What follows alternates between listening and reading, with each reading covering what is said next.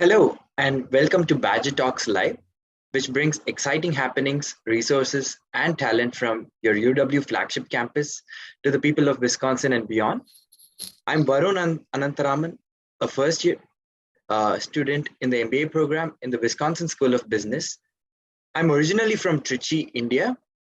Badger Talks Live is shining light on Wisconsin School of Business for the month of April.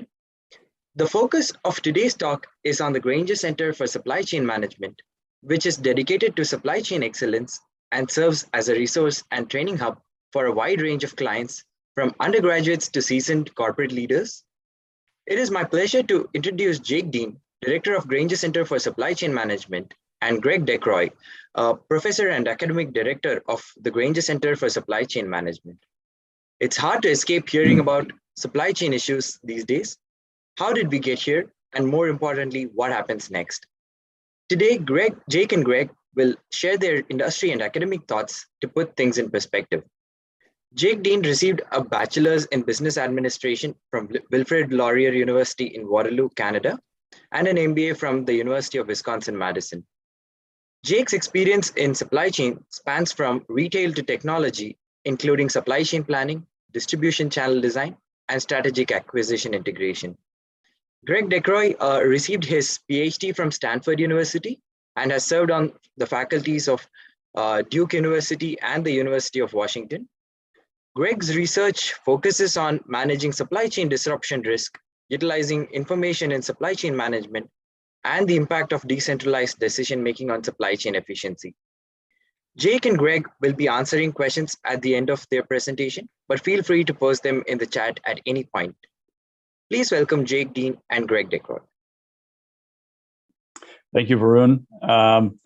It's good to be here together with Jake. It's been an interesting year or so in the Grainger Center. There's been a lot of questions about supply chain, and so it's nice to have this opportunity to talk about some of the things that have been happening and that are happening still today. And I thought I'd start off my comments with just really fundamental stuff, a big picture of what we're talking about when we talk about supply chains. Now, I know supply chain has been in the news a lot, so a lot of people may have a good sense of what a supply chain is, but just so we have a visual to have handy to refer to, this is a very simplistic depiction of a supply chain. In real life, there are many more companies, firms, steps, and so on, but this gets the basic idea.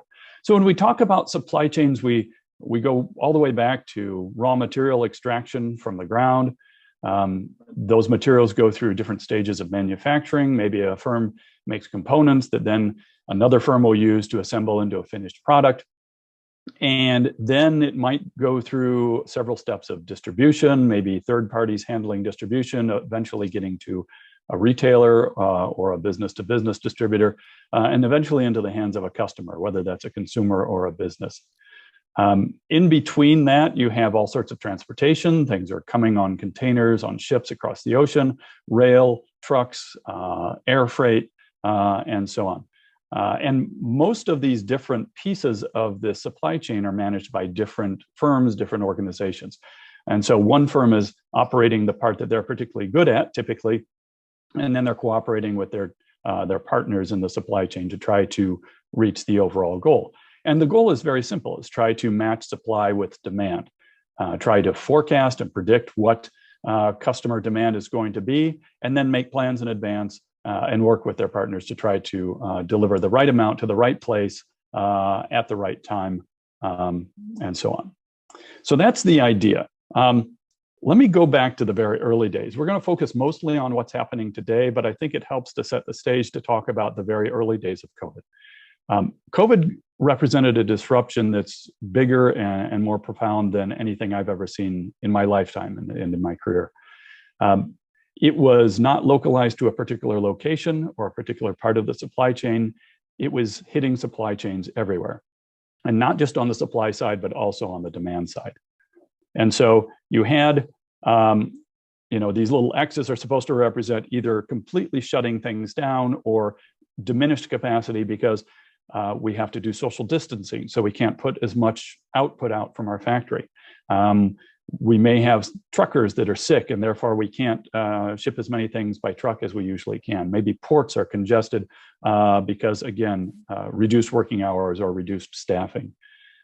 So it certainly hit many places all at once within the supply chain, but it also affected demand. Overall demand in the very early days went down.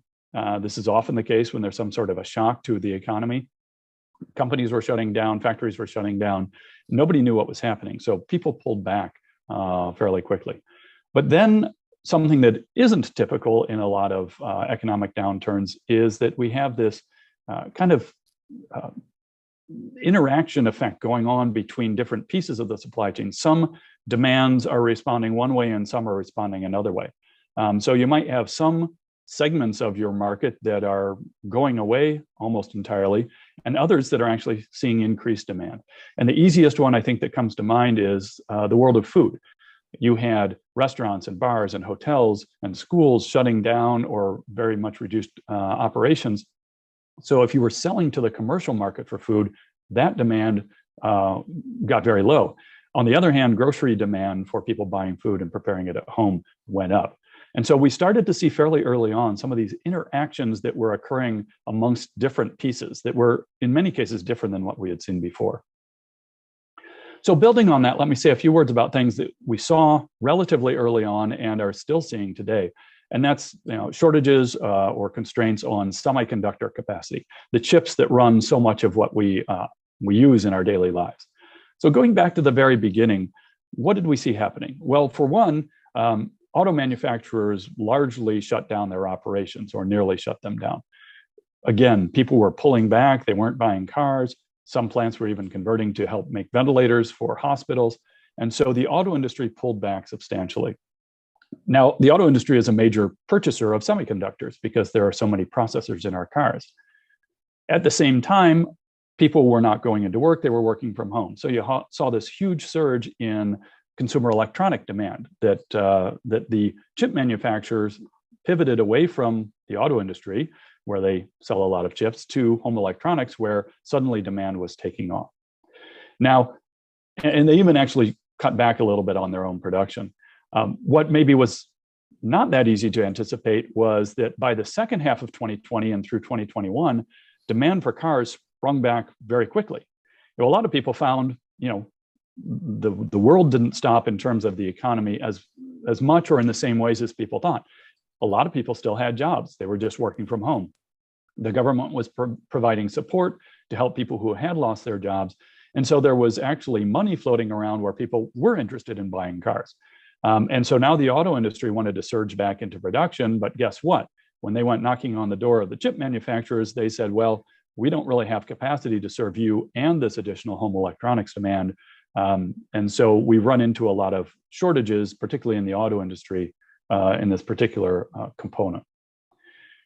Just to give you a sense of some of the impacts of that, the magnitude, in 2021, they estimate that there were 11.3 million units, cars, trucks, and so on, that were not made and sold because of chip shortages. And that translates into a $210 billion loss in revenue. That's globally. Here in the US, new car prices are up about 12% over a year ago.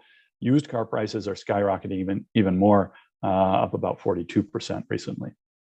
And then this graph on the left actually captures a measure of how much inventory there is on dealer lots. But it does it in a particular way. It shows the ratio of inventory divided by demand, all right? So if inventory stays the same, but demand drops, you're gonna see a spike in this graph. And you see that, for example, in the very middle of the graph. I know the numbers are small, but that's the 2008-2009 recession, that gray band. And it wasn't that inventories soared, it was just that demand fell through the floor, and as a result, this ratio went way up. Inventory stayed the same, but demand dropped.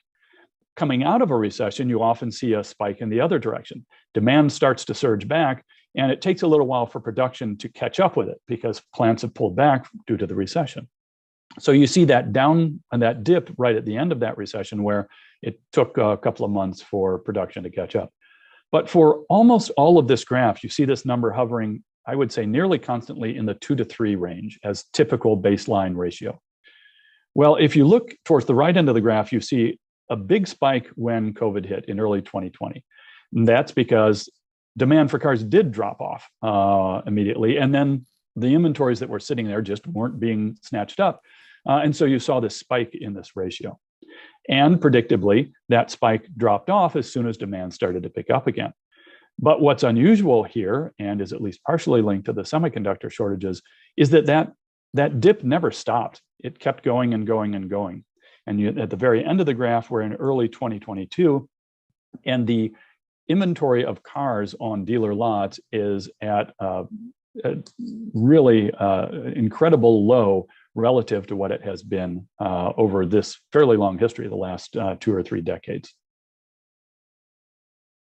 Building on this idea of interrelationships, the electronics industry interrelated with the auto industry, there's also been a general shift from demand for services to a demand for goods, particularly early on. It's reversing now, but it's still sort of skewed that direction. You know, we used to spend money on vacations and going to bars and restaurants and staying in hotels and things of that nature. Well, when COVID hit, that industry was largely shut down. I think the airline industry suffered 90% reduction in revenues in the early months of COVID. That's just unprecedented. So we weren't spending money on that. We were sitting at home. We were looking around, stuck there in many cases with a lot more people than we're used to spending all day with in our homes. And we thought, you know, we could use an extra room. We could use a deck. That refrigerator really needs replaced. And so you have some additional desires or wants that are happening because of where people are working. And you combine it with this additional cash that they have available because they weren't spending money on these services. And so now you're doing home improvements, you're buying game systems to keep yourself occupied, you're buying bikes because you can't go to the health club, which is closed, but you want to exercise, so you buy a bike. So there's been this massive shift over to purchasing of goods. So that picture I had of the supply chain, I had a little bit of a down red arrow before. Once we got through the first several months, really the demand for goods was shooting up. Not absolutely universally across the board, but in many, many different segments. So a question I might ask is, okay, so demand went up. Supply chains are supposed to be good at matching supply and demand. Why don't they just create the supply that's needed to match that demand? To try to partially answer that, I'm going to go back to some fundamental concepts that we often talk about in our introductory supply chain courses. When you think about designing and managing a supply chain, one element that companies often think about is kind of a strategic choice of what kind of supply chain do I want. And in this slide is supposed to represent a spectrum between 2 extremes. The most extreme on the left-hand side here is an efficient supply chain. And on the right-hand side is a responsive supply chain. In the upper half of the slide, I have kind of conditions that are suggestive of wanting that type of supply chain. And on the bottom half of the slide, I have attributes of that supply chain that make it efficient or make it responsive. So if we start on the left, in settings where demand is very predictable, supply is reliable, shipping is plentiful, we don't ever have to worry about getting what we want, prices are stable. Oftentimes we may have low margins involved here too, in terms of, we can't charge a lot for our product. So we really need to go with an efficient supply chain to avoid extra costs in the supply chain. In those sorts of settings, efficient supply chains are very appropriate.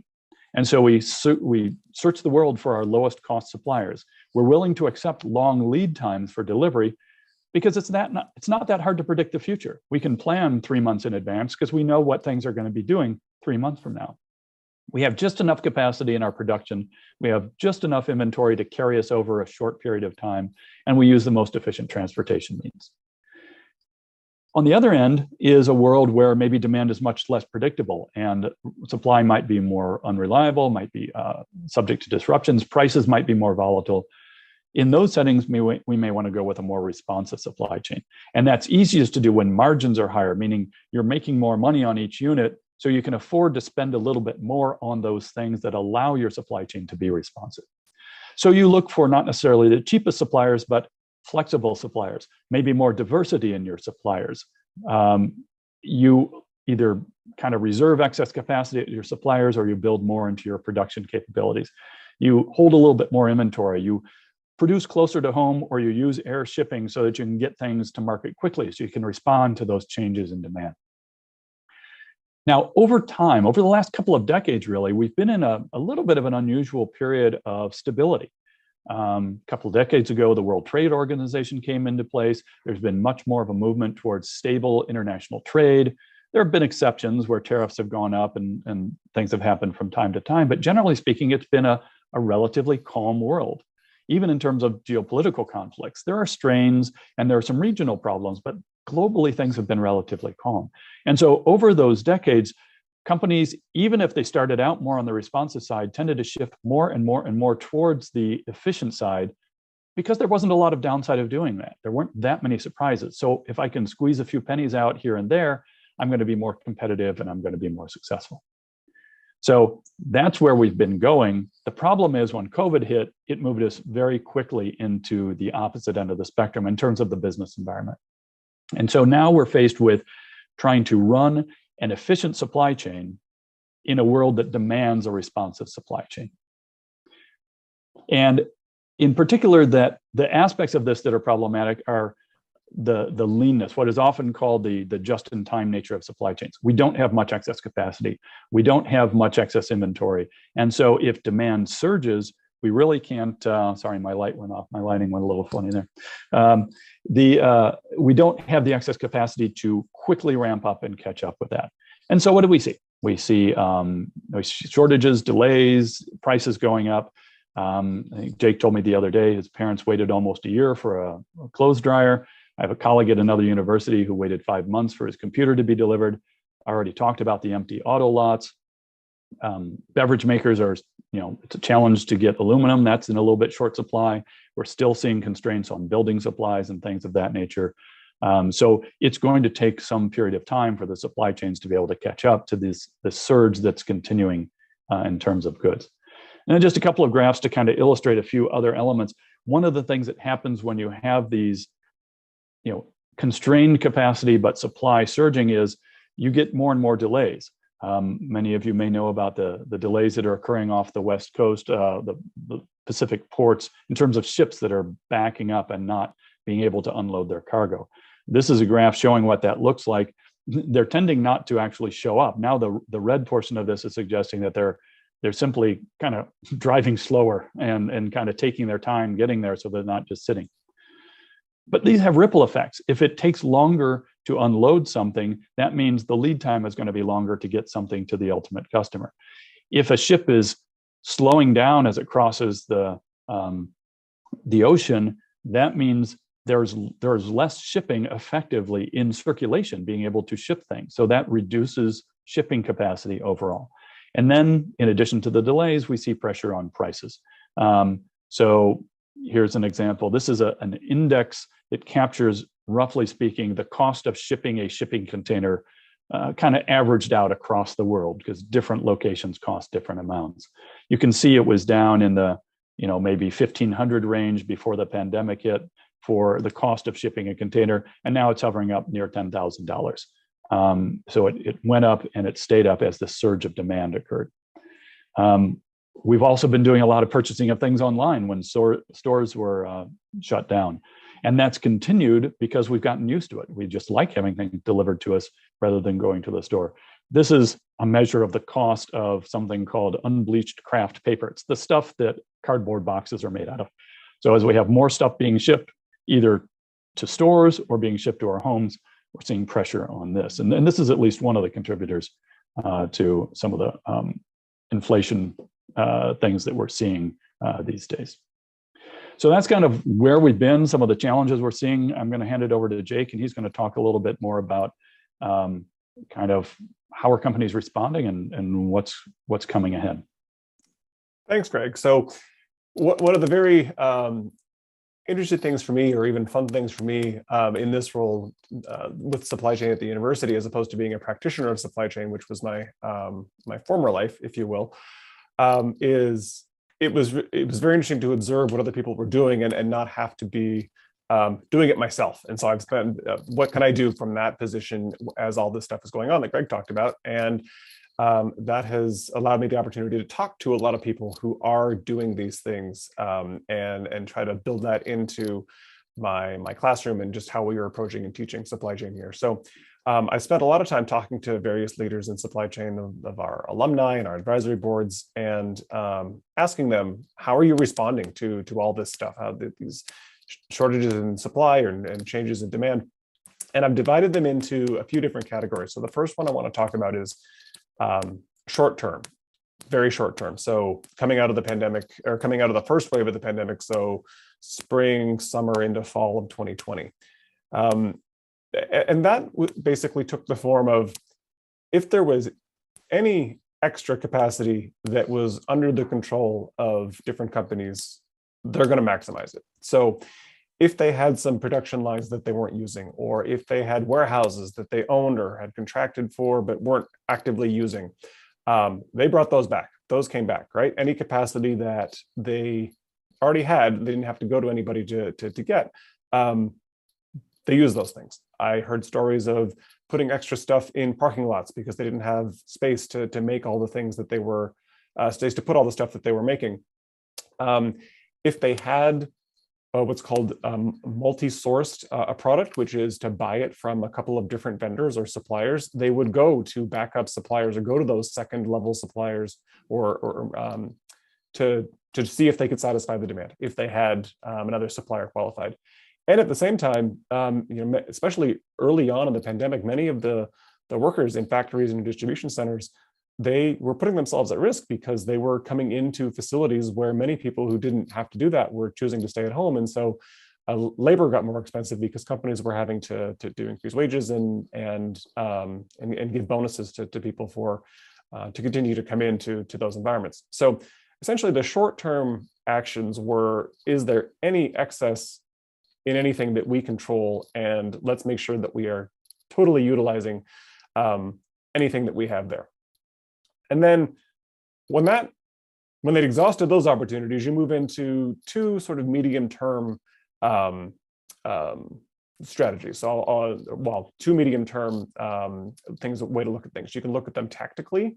So what specific steps can you take to try to get out of this? And then what strategic steps can you take to change mindsets or to change decision-making to affect things going forward? So in the short-term slide, I talked about going to backup suppliers. Well, suppose you don't have any. Suppose you only buy something from one particular supplier, and there are other ones out there that you could buy it from. Well, you call them up and you start qualifying them, and that's a longer-term thing in the business-to-business world, because if you are buying a part that you are using to build something else, you have typically really taken a hard look at that part to make sure that it meets your specifications and that it's going to perform well in the field.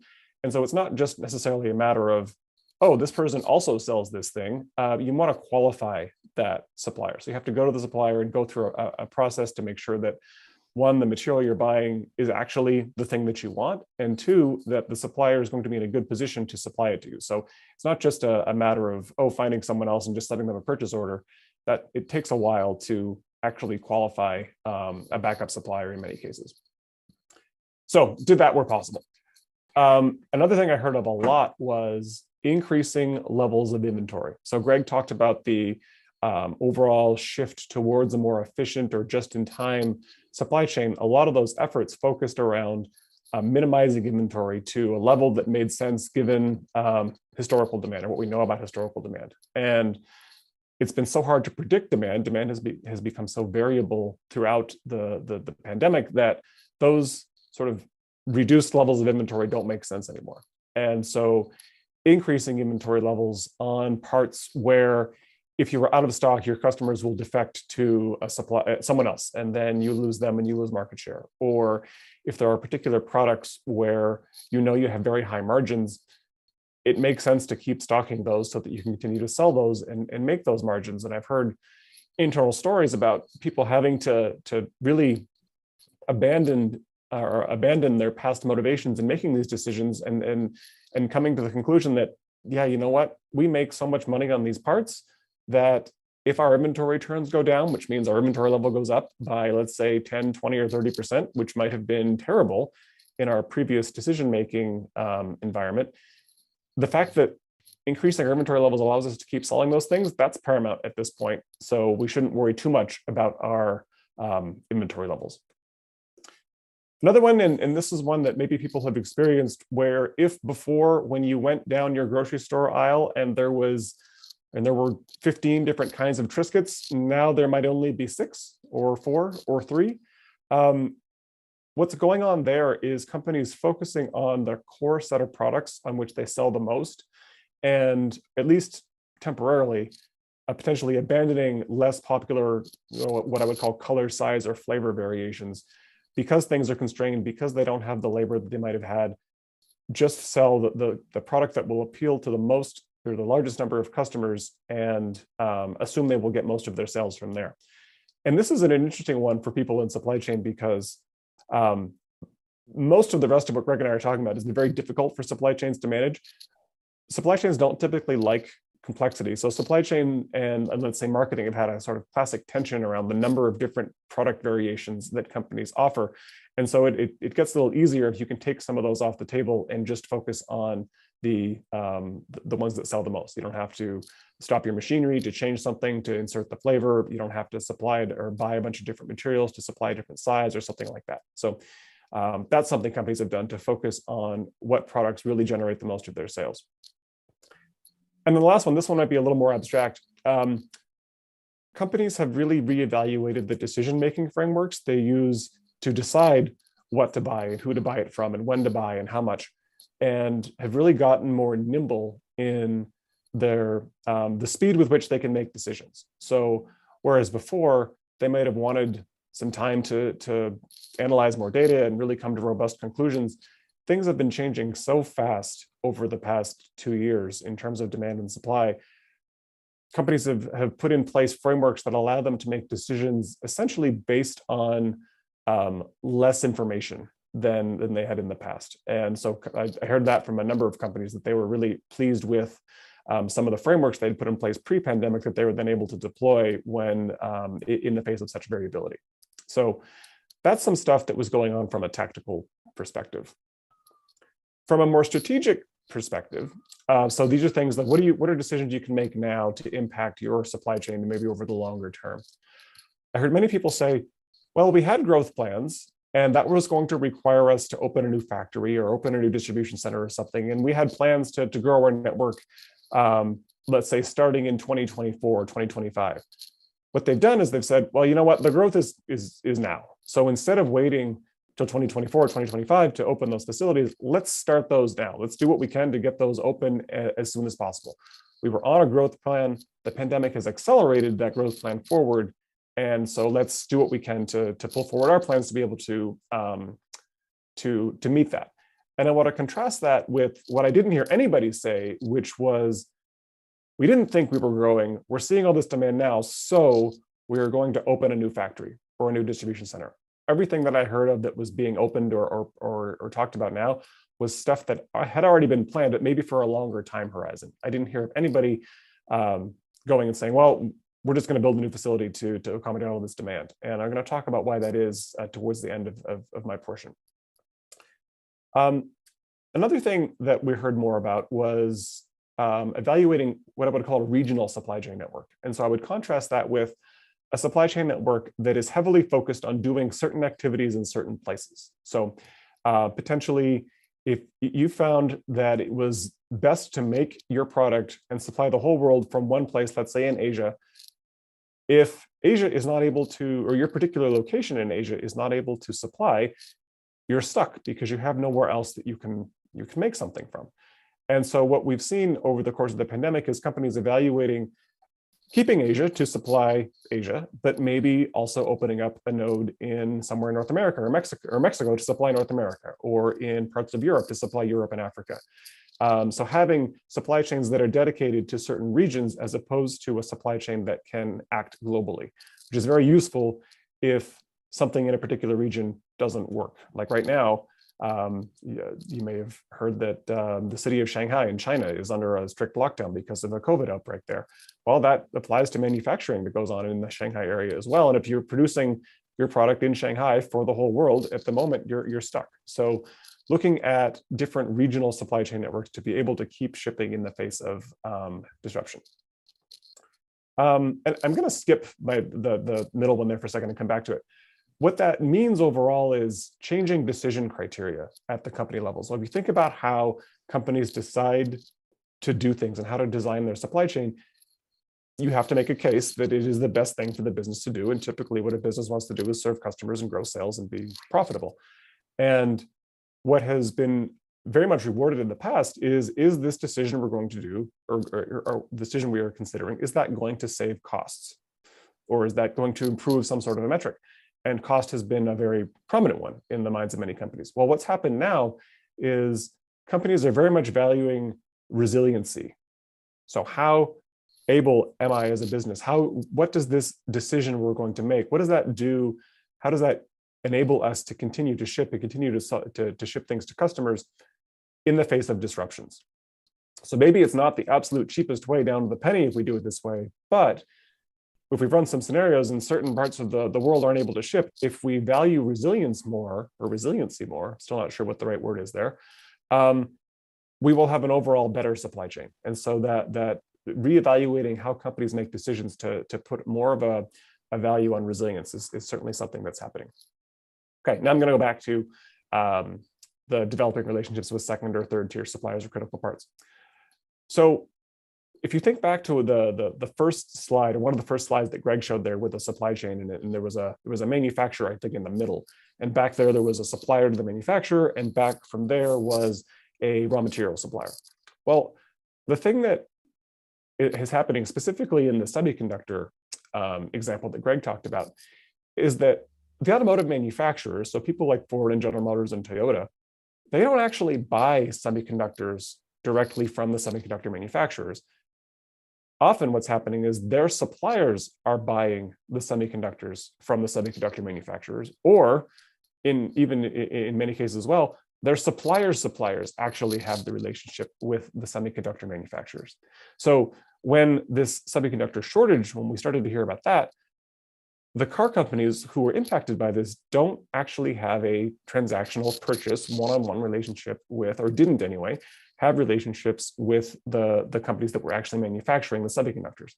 So what we're seeing now is companies realizing that they have some very critical parts in their supply chain that are not under their direct control because they are buying something from someone else who was buying the semiconductor. And so they're going to those semiconductor manufacturers and doing what they can to enter into more strategic relationships with them. That could be guaranteeing purchase agreements, it could be guaranteeing certain prices, could be even purchasing that material themselves and then maybe selling it on their behalf to one of their suppliers. Just generally really taking a look at what's strategic in what they're buying and developing relationships with those people. That overall gets to this being more responsive as a supply chain. Greg talked about that continuum between efficiency and responsive. So shifting back over towards a more responsive supply chain, but that does come at a certain cost. So those are some of the more medium-term or strategic things that companies are doing.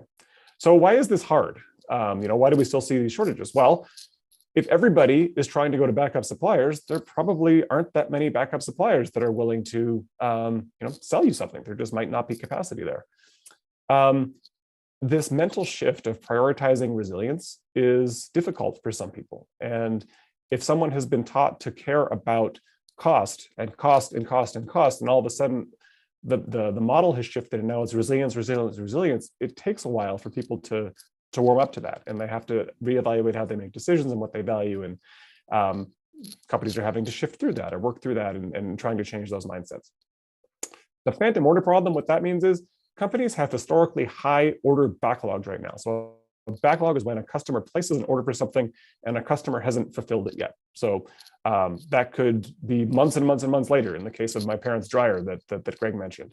And so companies are faced with these huge backlogs, some of which stretch out for a year or more, and are now having to make decisions to say, when the year comes, like in April of 2023, is that order still going to be there? Is my customer still going to want that? So and it's very uncertain what, you can, it's much easier to satisfy demand for next week than it is to satisfy demand for next year. So do you keep that inventory or keep that order on your books and assume it's going to happen, or do you have to assume that some of it's going to go away? And companies are struggling with how to do that. I think many people have heard how short labor is these days. That is certainly not helping from a manufacturing perspective. And the resulting impacts on inflation. Things are getting more expensive. So all this is adding to making an already difficult situation even worse, if you will. So to sum this up, Greg's talked about where we are, or how we got here, what a supply chain looks like. I've talked about some of the things companies are doing. I just want to try to put this in perspective. And so I want to ask you to think about the global supply chain as a house. All right. So this is a house. And so if you think about what housing choices people make, a typical family in the US with 2 parents and 2 children, like this very typical family, right, is probably not going to purchase a 6-bedroom house, right? That just doesn't make financial sense for most families. It costs to acquire the house, it's cost to maintain the house, cost to clean the house. So what are you going to do when you have that family? Well, maybe 3 bedrooms, maybe 4, maybe 2, maybe a den, but you're not going to stray. The average family is not going to stray too far from that. And so that's how we've built a global supply chain. We have built a supply chain for a certain amount of overall capacity. And now things of, what happens when capacity decreases. So Greg talked about capacity decreased at the beginning of demand decreased at the beginning of the pandemic. This is sort of the equivalent of your kids leaving your house. And so what do you do when your kids leave your house? Well, maybe you downsize. Maybe you buy a bungalow. Maybe you move outside the city or something. But what very quickly happened in the pandemic was, the kids came back and they brought people with them. And so what do you do now? You've downsized your house. You only have a couple of bedrooms. Now you've got 4 or 6 people living in it. What do? Maybe you finish the basement. You do those things, those short-term things that I talked about. Maybe you had thought of buying a new house. Maybe you do that and you get something that's bigger. Maybe you wait it out and see. Maybe the girls are going to leave again in a year or so. But the problem that we're running up against is we haven't built a huge amount of excess capacity in the global supply chain because that didn't make sense given that capacity costs. It's the same thing. Housing capacity costs, supply chain capacity costs. And if you think what your demand is, you're going to match your ability to supply that demand accordingly. And now we're in the situation where we are trying to put more stuff through the supply chain than it was designed to do. And so that's why you end up with these shortages on seemingly random things in the supply chain. It's just luck of the draw at this point, what makes it through and what doesn't. And the question companies are asking is, how long is this going to stick around for? So, these are some of the things that companies, or the decisions that companies are faced with right now is this shift in demand, is that permanent or is it temporary? Right? How long is this going to happen for?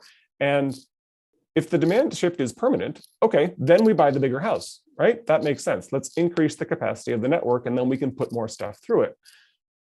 But if we don't think it's going to be, then we have to make other choices. And those are the choices that companies they're making, rationalizing product lines, trying to find backup suppliers. In the house analogy, it is setting up a tent in your backyard, maybe converting your garage or something like that. So this is the big decision that companies are making. And I'll say that I don't think anybody really knows the long-term answer to this question yet, but it's something that is very much on the minds of companies as we try to move forward and hopefully pass this pandemic. I mean, the short to medium term answer is it's not going anywhere anytime soon, likely. And so we should expect this challenges that pop up in various places, I would say at least into 2023. And I'll just kind of close with a few comments of, COVID's one thing, but there's a lot of other things that supply chain managers have to deal with. I mean, the labor availability is certainly related to COVID, but think about it. We've had 11 months of adding more than 400,000 jobs in the economy in the US. Unemployment rate is down to 3.6%. Now we're talking about, ongoing labor challenges. Ukraine happened. Oil prices went up partially due to that. One of the things to speed up shipments from Asia to Europe was that they went from ocean shipping to rail shipping through Russia. And it's a small portion of goods traveling that route, but now you see that, okay, those companies have to think about what they're going to do about that. And as Jake mentioned, Shanghai and Shenzhen and other parts of China seeing new COVID outbreaks. Who knows when the next ship will get stuck in the Suez Canal, or ice storm shutting down plastics manufacturing that comes out of Texas.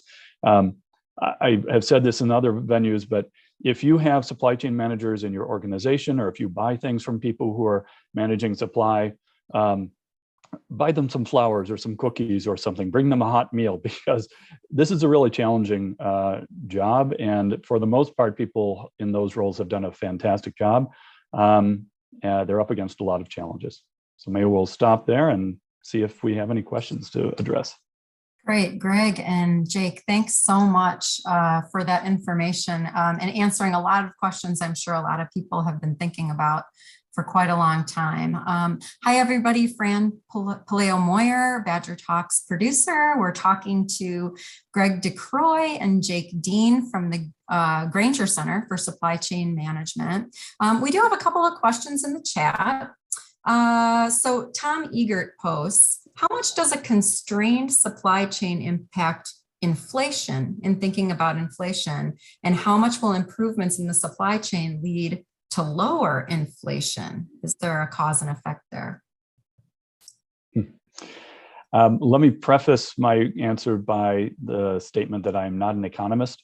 And so I'm going to give a little bit of a soft answer that is just because I don't want to overstate things that I'm not as deeply knowledgeable about. But, even if you've taken an Econ 101, supply and demand, the balance between them and prices are very much interacting with each other. And so to the extent that we have surging demand and an inability in the short term to maybe ramp up supply as quickly, that is putting pressure on, inflationary pressure on goods in the economy. Is that the whole story? I don't think so, but I think if I say any more, I'm probably going out on a limb that I'm not knowledgeable enough to comment on. Great, thanks for that. So tell me, what can we as consumers do? You talked a lot about the supply chain end and the manufacturers and the companies and everything they're doing, but is there something we as consumers can do? Interesting question. I would say if you don't need a car, right? If you don't need to buy a car right now, now is not a good time to be buying a car. As Greg mentioned, the price increases on new cars and used cars correspondingly are pretty astronomical. So if there are big capital intensive purchases that you are considering making, if you don't need to make them, I would consider delaying them. And I would also, I think we should get more comfortable with there being less choice in the market on certain products. That thing that I talked about, and I teach in my undergrad class, and we talk about product assortments. And there's an article I have students read from the Wall Street Journal from, I think, last summer that talked about, are we headed for a world where there is permanently less consumer choice? And I think there's at least more data now on whether all of the choice that we have to consumers in sizes and flavors and things really does impact purchase behavior. Traditionally, companies have introduced those things because they think there's more market to be had there, which is great. But if those choices are taken away and sales continue to grow, or at least don't go down, maybe we have another data point there that we don't need to be bewildered when we walk into the toothpaste aisle at Target every time, given with the number of choices that there are there. So that's something that I think of as how consumers can respond. Great. And I would just add, I'm sorry to interrupt. I would just add that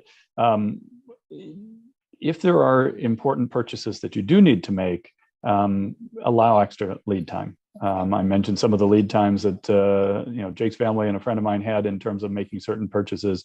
If this is a critical thing that you're going to need at time X, start thinking about when you might want to and find out what the lead times are looking like so you're not caught short in the last minute. Okay, thanks for that. I'm chuckling under my breath because my family and I have the genius decision of building a house right now. I have another graph on building material costs that I don't think you want to see. And you know what, Fran, this doesn't really answer that question, but it's something as someone who's in the discipline of supply chain, I want to make sure I'm doing my part for the discipline here. We've talked about a lot of complications and a lot of challenges that people in supply chain are facing. As Greg said, you buy them chocolates or dinner or wine or whatever it is that makes them happy. But I don't want to lose sight of the fact that there are some very high profile shortages out there: dryers, cars, certain building materials. But for the most part, when you go into the grocery store or the whatever store you go into, the shelves are still generally pretty well stocked, right? And I don't want to lose sight of the fact that there are a lot of people working very hard to make sure that that is happening on the back end. And there are a lot of stories out there that are high profile with shortages, but let's not forget that there's still a lot of stuff that most stuff that we can still get for a reasonable price, even though behind the scenes, all these things that we've talked about are happening, and the people who are running those supply chains and building things in those supply chains are, facing chaos like they haven't ever seen before. So just a shout out to everybody who is doing that work. Yeah, suddenly they can't get the the flavorings for their product that they're trying to make. And what do you do if you can't get the flavorings for your mass-produced product that you make? Or and even again beyond COVID, the cream cheese shortage, I think, was at least partially caused by a cyber attack. I mean, this is I tell students that if you're really good at this, there's a lot of job security because it's not easy, and it's actually good to be in a career path where things aren't easy if you can be talented and expert at it and get your training and education. So they're doing a pretty great job given what they have to deal with. Super, thank you. We do have a few questions in the chat, and I think we'll be able to address one more, and then Jake has kindly agreed to stay on after the live stream ends, and we'll answer the other questions in the chat. A couple of comments. I would be happy to, but I have to teach a class. So yeah. Jenny Potzlaw says, great analogy, Jake, between home buying and supply chain capacity. That was a nice visual analogy for us. Kelly Tyrell says, thank you. I wish everyone could have heard this Badger talk. I'm so tired of all the misinformation out here. So thanks for your good work. So Rick Bernstein posts, what is the biggest single issue facing the supply chain? Is it the backlog? Is it the backlog at the ports? Is it the relative shortage of raw materials, or is it something else? Here's how I'd answer that question. Greg, you tell me if you agree. And this may not be a satisfying answer. It's the variability of everything that's going on these days. It is the inability for people who are trying to predict things to predict what is going to happen next. And that could be demand, that could be supply, that could be prices. That shift that Greg talked about to a more efficient supply chain, we were able to do that because things were decently predictable at a macro level. And I'll think of our own purchase behavior over the last couple of years. It hasn't been the same as it has been historically, likely. And when we replicate that across the vast majority of the population, you end up with these situations. So that's, again, it's not a sector of supply chain that's causing a problem, but it's an overall root cause, I would say. So I don't know, Greg, if you want to. Yeah, I'll add on to. I agree completely, and I'll just mention another thing, which is. Again, thinking back to that slide that I had with all the different pieces of the supply chain, the challenge is things don't go wrong when all the pieces break down. Things go wrong when any piece breaks down.